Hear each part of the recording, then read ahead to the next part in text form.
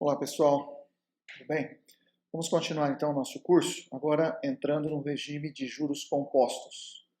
No regime de juros compostos, como o próprio nome sugere, há uma composição na forma de se calcular os juros. Existe de fato o que é chamado de capitalização, ou seja, os juros são somados ao capital inicial, que foi investido num determinado período, que eu estou chamando aqui genericamente de N, para formar um outro capital inicial no período N mais 1, ou seja, no período subsequente é como se o capital inicial fosse acrescido dos juros do anterior. Novamente, da mesma forma que eu fiz no regime de juros simples, eu vou explicar melhor esse exemplo a partir de um probleminha aqui.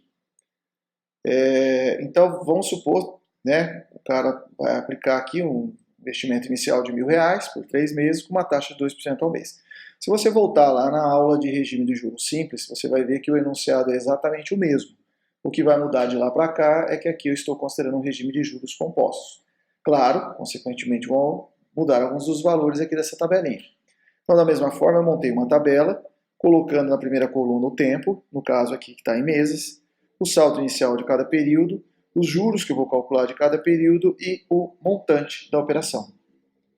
Bom, se o capital inicial da operação foi de R$1.000 e o prazo foi de 3 meses, então R$1.000 é o saldo inicial do primeiro mês, a taxa de 2% eu calculo sobre esses R$1.000, então, lembrando que 2% é 0,02, nós dividimos ela por 100, 0,02 vezes 1.000, 20. E gera um montante, então, de 1.020 no primeiro mês.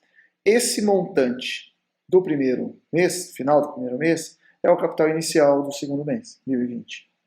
E aí a taxa de juros que a gente vai utilizar para calcular os juros do segundo mês, eu não vou mais calcular sobre R$1.000, que é o capital inicial do início da operação, como foi feito no regime de juros simples. Eu vou calcular sobre os 1.020. Então, os 2% incidem sobre os 1.000, que é os 1.000 do depósito inicial, e também sobre os 20. Por isso é que dá um pouquinho a mais aqui, ó, deu R$20,40. Quer dizer, os R$20 é os juros de 2% sobre 1.000. E os 40 centavos é os 2% de R$20, que são os juros do período anterior. Ok? Somando o saldo inicial com os juros, 1.040,40.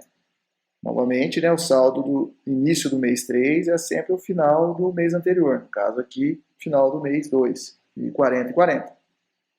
Novamente, calculando a taxa, eu tenho 2%, que é 0,02, vezes os 1.040,40, e não os 1.020, tampouco os 1.000, Então é sempre sobre o saldo do início de cada período. 2%, 0,02, vezes 1.040,40, 20,81. Então já aumentou mais um pouquinho também, somando 1.061 e 21. E assim sucessivamente, eu vou fazendo isso mês a mês até chegar no montante final. No caso aqui são 3 meses somente, então no mês 3. Observem que, diferentemente do regime de juros simples, os juros calculados em cada um dos períodos na forma composta são diferentes entre si. Lá no regime de juros simples, os juros sempre davam, para esse exemplo, claro, R$20. Então era 20, 20, 20. Consequentemente, no regime de juros simples, como foi explicado, se eu quisesse calcular o montante, por exemplo, no 10º mês, já que todos os juros eram constantes de R$20, bastaria eu multiplicar 10 por 20, que daria 200, e aí somar com os 1.000 do início, obtendo então um montante final de R$1.200. Mas no regime de juros compostos, tal raciocínio já não é possível. Porque, como eu disse, R$20 no primeiro mês, 20,40 no segundo, 20,81 no terceiro, no quarto vai passar de 21, de 21, ou seja, cada período tem um juro diferente. Então não dá para eu simplesmente multiplicar por um juro mediano aqui, ou um juros padronizado aqui e chegar no valor final dos juros. Não é possível fazer isso. É necessário, portanto, fazer essa composição período a período. Bom, da mesma forma que eu fiz no regime de juros simples, eu vou tecer a dedução da fórmula do regime de juros compostos, que aqui há algumas modificações. Tá? Quem não tiver, o aluno que não tiver interesse nessa dedução, pode até desconsiderar, tá? Mas é interessante para perceber que a fórmula ela não vem, vamos dizer assim, do nada, do além. Então a ideia, eu vou trabalhar em cima dessa tabela, é a seguinte, Olha, o que muda desse problema comparativamente ao regime de juros simples é que o capital inicial de cada período vai mudando e ele é a base de cálculo dos juros. Então é isso que nós temos que considerar. Quer dizer, não dá para calcular tudo uma vez, eu tenho que calcular período a período. Vamos ver como ficaria para o primeiro período. Vamos lá para a nossa lousinha digital aqui. Ó, primeiro período, eu teria algo assim, né? Ó, vale, assim como no regime de juros simples, vale também no composto que o montante de uma operação, né, vai ser igual ao capital que foi aplicado, que a gente chama de capital inicial, mais os juros. Isso, inclusive, dá para perceber também nessa tabelinha que foi montada aqui para esse exemplo. Bom, então no primeiro período, nós temos, né, colocando aqui em siglas, né, na simbologia das variáveis aqui. Então nós temos que no primeiro período o montante é igual ao capital inicial, o montante é o FV, né, igual ao capital inicial, que é o PV, mais os juros. Se nós observarmos aqui no exemplo, os juros foram calculados pegando a taxa e aplicando sobre o capital do início de cada período.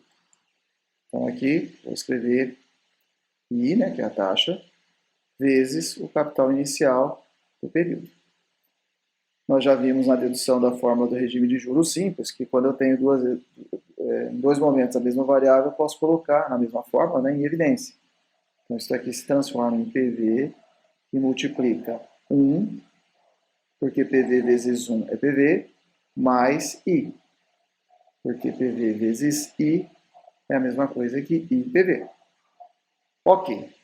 No segundo período, o raciocínio é exatamente o mesmo, com a diferença que o capital inicial do segundo período é o montante do primeiro período. Vou voltar aqui na tabelinha. Ó. A base de cálculo dos juros do segundo período, que é os 1020, é o montante do primeiro período. Então nós temos que fazer essa atualização. Quer dizer, se eu escrever a mesma forma, vou repetir aqui, montante é igual, já colocando em evidência, tá? PV que multiplica 1 mais a taxa. Se eu fizer isso, o que vai diferenciar então? Ó, vou numerar aqui o período para cada variável. Então aqui é o montante 1, capital inicial 1, a taxa é a mesma, não é necessário, né? PV1 e PV1. Aqui já é o montante 2. E o PV2, ou seja, o capital inicial do segundo período, como eu acabei de falar, é o montante do primeiro. É esse valor aqui. Esse cara aqui é esse. Então, eu poderia até escrever assim, montante do segundo período é igual ao FV do primeiro, montante do primeiro, vezes 1 mais I. Agora, pela primeira linha aqui, o montante do primeiro é o capital do primeiro vezes 1 mais I. Então, eu posso substituir toda essa expressãozinha aqui, que corresponde ao montante do primeiro, vou colocar aqui como uma estrelinha, aqui, no lugar desse FV1.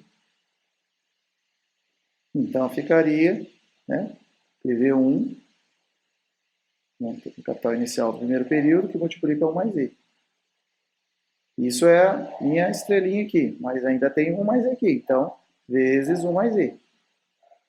Em matemática, uma coisa vezes ela mesma, seja uma expressão, seja um número, seja o que for, é a mesma coisa que ele ao quadrado, né, que a gente fala. Então, é o capital inicial 1 vezes 1 mais a taxa, 1 mais a taxa vezes 1 mais a taxa, 1 mais a taxa ao quadrado.